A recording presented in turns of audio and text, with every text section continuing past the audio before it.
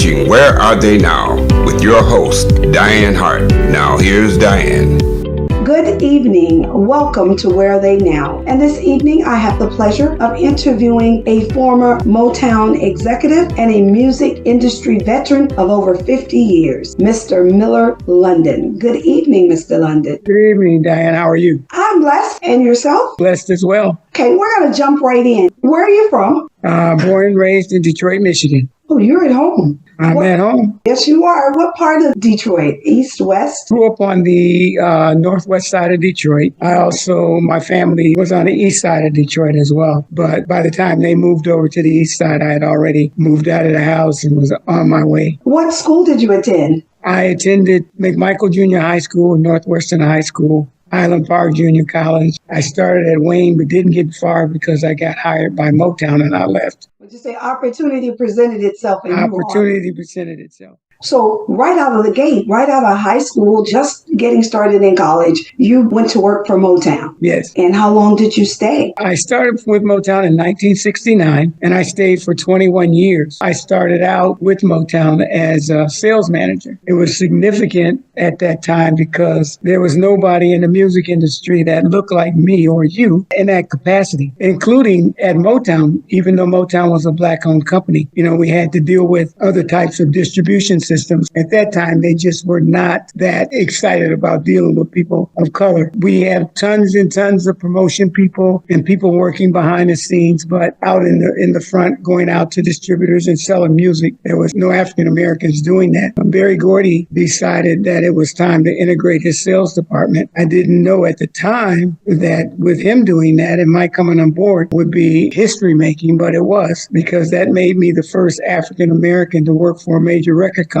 in that capacity as a sales manager, dealing with independent distribution companies and music retailers. And you say the rest became history. Tell us a little bit about what that job entailed. There was a level of distribution. As young people and as music buyers, the only one we were familiar with was the record stores. I started at the top of that level. I would take Motown music, sell it to our distributors, who then sold the music to one-stops, who then sold the music to retailers, who then sold the music to the consumers. So I was at the top of the level of that tree. What made me a lot different than other people is that I didn't just stop at the distribution level, because I knew that I had to make sure that our records got all the way down to that retailer, because there are a lot of music that came out that didn't reach that level because the artists weren't superstar artists, and that hampered our sales. So when I came on board, I made it my job to not only do that locally here in Detroit where I started, but where any of my distributors were. And when I started working at Motown, I didn't just work in Detroit. I had distributors in Florida, Hawaii, Denver, Chicago, Texas, Arizona, Washington, D.C., Philadelphia. So I traveled around the country, meeting with those independent distributors, selling them our music, and then making sure that our music got down to the street level consumer was. Wow, what a job. Yeah. Did you spend a great deal of time on the road, traveling around the country? I did in the beginning, basically, because I had to familiarize myself with the distribution company and with the staffing. Mm-hmm. And I also, part of my job was to go into the market prior to our artists going in. If the Temptations or the Supremes or Marvin went into, say, Atlanta, Georgia, I had to go down to Atlanta, Georgia prior to them coming to make sure that we had music in the marketplace, to make sure our catalog was out there. Because whenever an artist goes into a market and performs, their music sales automatically escalate.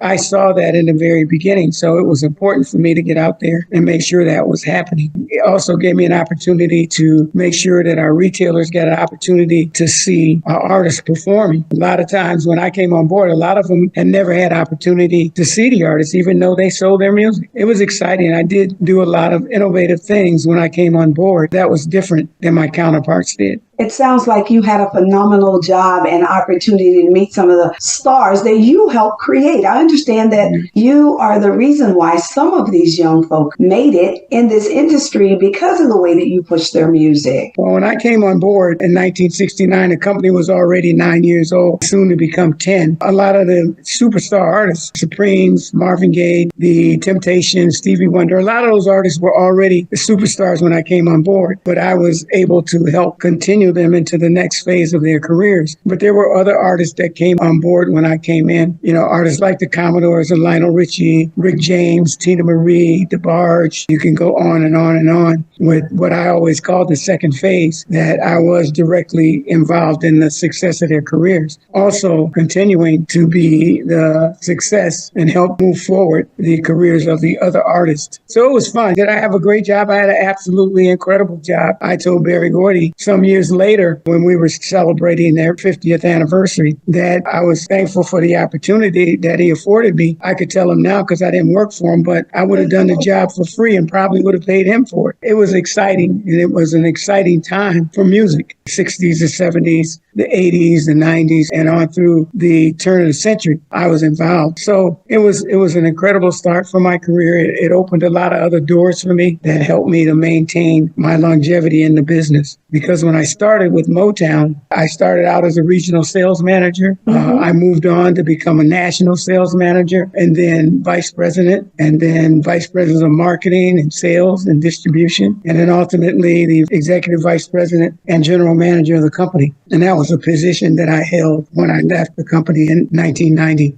Wow. How many people would love to be half of that? Wow, you went all the way to the top. So let me ask you this. When a record breaks like that or a star is born, do you get a gold album if they get a gold album? Absolutely. How many gold albums do you have? Oh, they're behind you. They can't all be on the wall. So how many have? Gosh, I don't know, probably 30, 40. This is all that would fit on that wall. So, Who are some of the artists that you have on that wall right there behind you?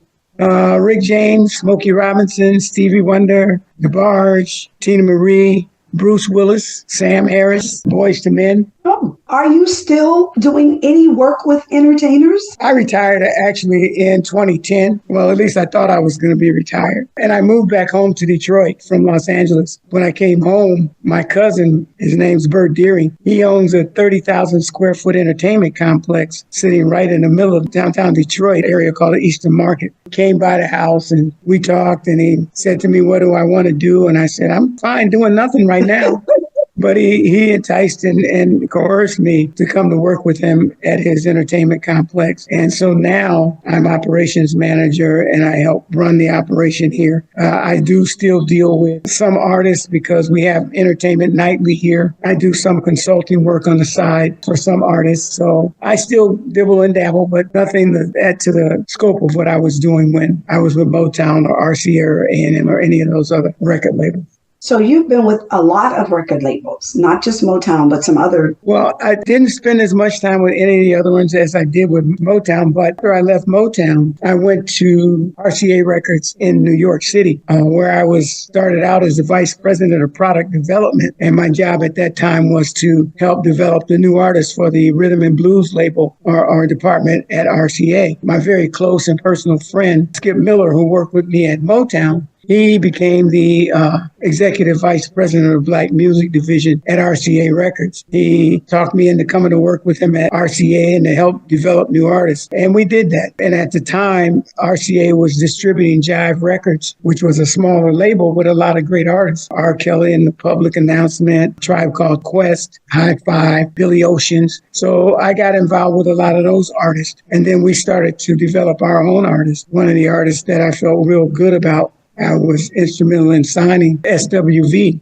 Oh. But I stayed at RCA for 2 years, and during that time, I went from being the vice president of product development to vice president of sales, where I was the first African-American to head up their sales department. And that was for all music, from country to the gospel to R&B to classical. That was quite an incredible job. I got another position at RCA where I became vice president of marketing. I was responsible for marketing and helped move along the careers of the artists that we had. And we had successes with artists like Black Box, who was just an incredible act during the dance era, and Martha Wash, who was actually Black Box in disguise. But and then after working 2 years with RCA Records, a good friend of mine and mentor, Clarence Avant, who a lot of people are familiar with because of the documentary that they did on Netflix called The Black Godfather. Clarence was an incredible guy in the entertainment world, not only music, but films and sports, any facet of entertainment. And I had met with Clarence some years before, and he tried to recruit me to go to work for Columbia Records at the time in their sales department. I said to him, I said,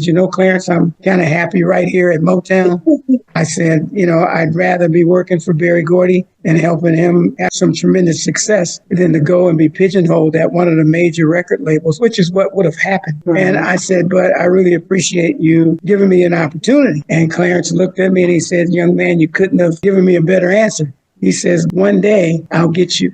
And one day he did. He came and he came to me while I was at RCA in New York. And he said to me, he says, I got an incredible opportunity for you. He said, I want to fly you back to Los Angeles. I want you to meet with a gentleman named Al Cafaro. He's the president of A&M Records. And I want you to sit down and hear what they have to say. I said, okay, I will do that. And I went back and they offered me the job as executive vice president and general manager of their R&B division. That was good. They offered me a heck of a lot of money. So made good on his threat. In fact, I always credit him with getting me the highest opportunity for pay that I ever had in the music industry. And that was in 1992. But I stayed with A&M for 2 years, and I worked with Jimmy Jam and Terry Lewis and their prospective label, as well as starting to develop some of our artists at A&M Records, because by that time, Janet was already gone, and some of the other artists that were superstars in the black music division at A&M, they were gone. We were working on developing and creating not only continued success for Jimmy and Terry's label, but to also give some identity to the R&B division at A&M. And I stayed there again for 2 years.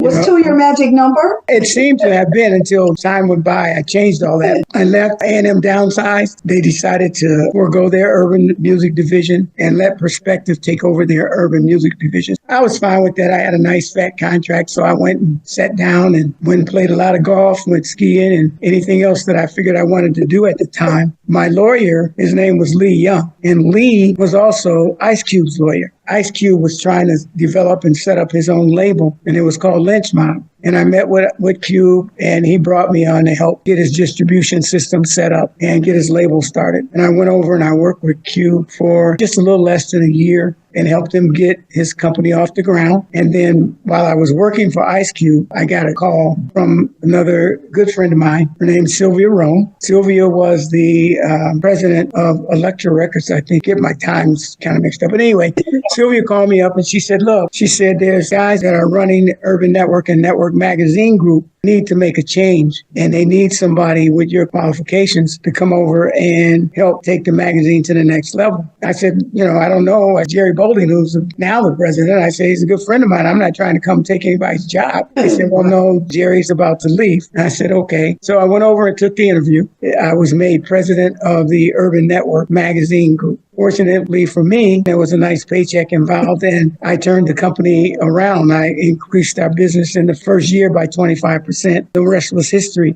And I stayed with them from 1996 to 2009 when I ultimately retired. But fortunately for me, in 2003, the company had been bought by SFX Entertainment, then by Clear Channel Communications. When it was bought by Clear Channel, I became not only the president of Urban Network, but I became the vice president of Clear Channel Communications, Black Music. I've been very fortunate to have such an incredible career, have met so many incredible and wonderful people. Through all those things, I guess that's where I got, the reputation of being the guy that I am today. I have to thank a lot of people, as some that I've mentioned, that have helped along the way. The business changed in 2007. It started to consolidating, and when the record labels start to consolidate, we started to losing clients, and the business model was changing. Everything was going digital. And digital was where where the music industry was going. Let's take a break, and we're going to play some Luther, and then we'll be right back. Roll back the rug, everybody. Move all the tables and chairs. We're gonna have us a good time tonight. Every time that we meet, skip and we dip to the beat. Yeah. What in the world could be better than getting together? the last time we had a party. It ended when the sun came up. That's why your mama told you that you couldn't go out. Stay in the house. Bad boy gonna sneak out tonight. He's gonna take by her window, 'cause he sure wants to go out. Welcome back to Where They Now. I'm your host, Dianne Hart, and tonight I have the awesome pleasure of interviewing the one and only Mr. Miller London, one of the baddest marketer on this earth, you all. He'll talk a little bit about how he didn't do it by himself, but I have to tell you, he is a bad man, and it is my pure pleasure to have you on with me tonight. Thank you again, Diane. Before the break, I was talking about how the music industry was changing, and it was going digital. A lot of music was being sold online. Record labels were consolidating. So our business model had to change, and it was changing right before my eyes. The unfortunate part about my company and where Urban Network ultimately ended up, because of the changes in the industry, we could not keep up with the changes. And ultimately, I just decided that I didn't want to do it anymore. And if I'm not having fun at something, I don't do it. And so I decided to retire and come home to Detroit, spend the rest of my life having fun with my grandkids and my great-grandkids and all my family and friends that were surrounding me. So that's what I did. I had a lot of fun in the music industry. I've had those jobs that I talked about, just a few of the things that I encountered in those 50 plus years that I worked in the music industry. I was fortunate to hook up with my cousin and then come down and help him develop things for his music complex. He had 2 restaurants, 4 bars, a huge theater complex that we rented out for concerts, all kinds of things. And when I came back, we were able to put on a concert with Jerry Butler, Chuck Jackson. They were old school guys, but for me and my cousin Bert, it was perfect. And we did a lot of old school artist performances in our warehouse theater. We also did L.J. Reynolds and the Dramatics. We had fun. I'm still doing it after 14 years. You all are still having fun. Then we had the Detroit Black Music Award Show there last year. I was there. In fact, I was one of the hosts for the Detroit Black Music Award Show. We've hosted that show here at Burt's for a number of years. It was exciting for us to be associated with it. And this particular venue that I'm at, it's called Burt's Entertainment Complex, was not Burt's first venue. He, like me, had been in the entertainment business for over 50 years. And he was actually the techno music that's celebrated around the world today. Got its start here in Detroit. Little known, started at Burt's Broadway Bar, and that was on Broadway in downtown Detroit. And Burt actually had 3 floors in that particular place. They had techno music on all 4 floors, and that's kind of where techno music started, where they did their thing. We're happy that over the last 7 years, or almost 8 years, they've come back, and we host that during Memorial Day weekend here at Burt's. It's all over the city, but we have our hands still in it. And I'm excited about that because, again, it's all about the music. So you are still doing what you love, and that's helping to produce all kinds of shows. Are you working with any entertainers at all? Not at the moment. Since I've been back, I've consulted with a few young up-and-coming artists, but none of them have really big success. I find that the fortunate thing today is that anybody can be a record label because the distribution system is now digital, it's virtual, and it's all those things that are related to social media. It does still take funding to get it done, but you don't have to go through a major distributor now or a major record label to be a success. And truth be told, some of the biggest artists that you see today, they came from social media as opposed to being developed by a record label. You know, when you think about how Motown did what Barry called find, mine, and sign, and that was a success. Sign the artists and then you mind them, and you mind them all the way to success. You don't see a lot of that happening today. A lot of these artists started with a management that put some money behind them, that got them developed through social media, and then the major record companies come along and say, look, let us take your career to the next level, sign with us. And that's how a lot of artists, even you see today, are developed. And they go on and do the things that it takes. We certainly have enough visual shows like American Idol, The Voice, America's Got Talent, talent. And all these shows that are on TV now can bring the artist directly in front of you. Back when I was a kid and when I started, we had Soul Train, Dick Clark Show, Ed Sullivan Show, Hullabaloo, and you name it. A lot of those shows, they didn't help develop act. All they did was give you a presence in front of the world. I think today it's, I won't say easier, but it's a lot more accessible to work with artists. And I work with artists. I'm a little old school, and if you're going to pay me to help you develop and tell you how to get it done, then you got to listen to me. I won't take your money. I know that's right. Well, we're going to take our last break, and we're going to listen to a song by The Temptations. Okay. Then we will be right back. Treat her like a lady. Now I'm the kind of guy who don't believe that chivalry is dead. No. 'Cause I believe a woman should be treated with the utmost respect. Don't be afraid. Don't turn and walk away. I wanna get to know ya. Don't be ashamed. Don't say love's to blame. Just come and look me over. You have a heart that you've always been looking for. How could anybody ask for much more?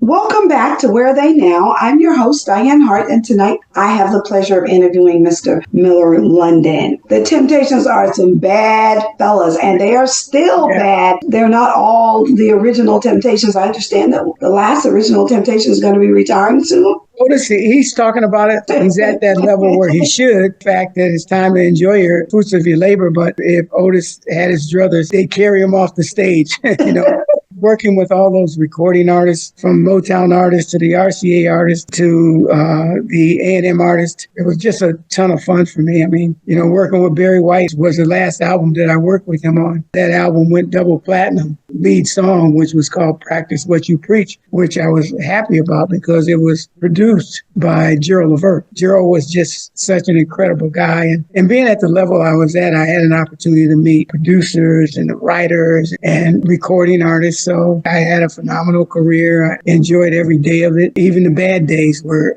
good days. I know that's right. You learned a lesson based on what your experiences was on a day-to-day basis. Well, let me ask you this. If you could provide some advice to some of these young people, I know there's some older people that are getting into music that are doing Southern Soul, but if you could just impart some words of wisdom to the people who are getting into the industry, tell me a little bit about what that would be.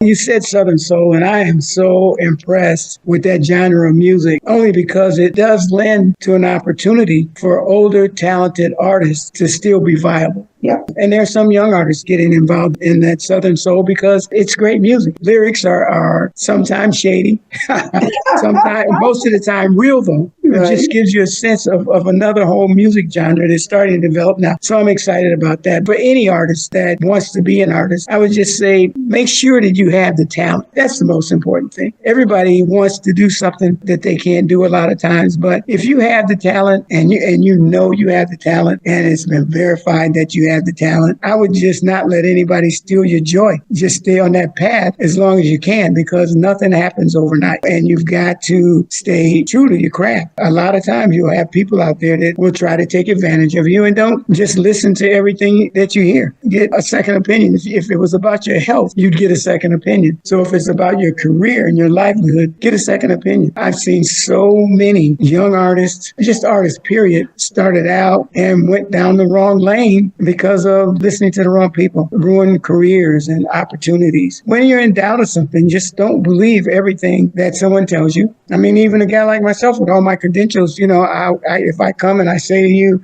this, that, and the other, it sounds strange, you get another opinion. I won't be upset, because if I tell you something and you get another opinion, it's only going to come back right. Because I'm not that guy. I'm not going to take you down that road. I'm not going to come and sit down with you and say, oh yeah, I can do this for you. I can do this for you, but it's going to cost you $20,000 and this is what we're going to do. And at the end of that $20,000, you're still in the same space you're in. And there's a lot of that going on. So I say to anybody that wants to be an artist of any kind, whether it's a television star, film star, on Broadway or music, just stay on top of what it is that you want. Don't let people steal your joy, because that's what this entertainment world is about. You just have to find the right people to put in your life and just move with it. Wow. Listen, what wisdom you have provided for some of these. So I look forward to speaking to you when I get to Detroit in person. I'm so looking forward to it. I will be there and I will see you at Bert's over in the Eastern Market. Wow, how time flies when you're having fun. I hear that music in my ear. Well, let me just say this. I want to thank you for this opportunity to interview you. I've been chasing for months now. Yeah. I don't talk well about myself. My granddaughter said to me a few years back, all my grandkids call me Poppy. She came to me, she says, Poppy, are we famous? I says, what do you mean, sweetheart? She says, well, I Googled you and I read everything about you. And she says, we must be famous. I says, well, darling, one of us is. So now whenever somebody wants to know about my career and what I do, I just say, Google me. Then if you got questions, call me back. What social media can people find you on? None. No Facebook? I have Facebook and I look at Facebook. I just don't communicate on Facebook, because when I was on Facebook, it became overwhelming. It became more time consuming. And I was just not that person that would sit in front of a computer or my phone today and just watch what's happening on social media. Anything that I need to know about, if it's not on the news or I can't Google it, I'm not concerned about it. As great as TikTok was, I mean, you learn something every day. And one of my nieces told me the other day that, we're all up in arms about getting rid of TikTok because it's owned by the Chinese. Then I find out it's not owned by the Chinese. It's owned by a group out of Singapore. And that China doesn't care what battle we pick up. If you want to say we own it, fine. You go do whatever you think you need to do.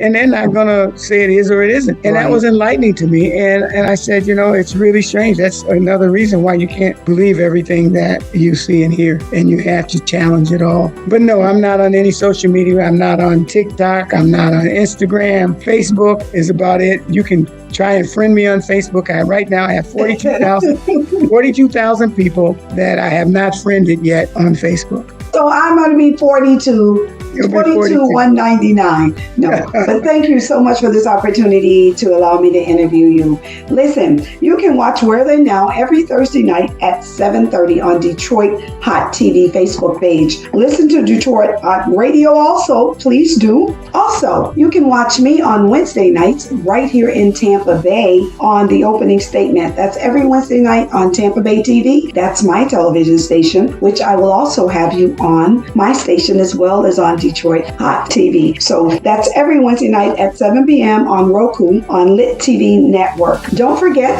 to go to my YouTube page @ Dianne Hart. That's DIANNEHART 2126. Like and subscribe to my channel, and whenever I put up a new video, you will automatically get it. So thank you so much. Bye-bye. Bye-bye.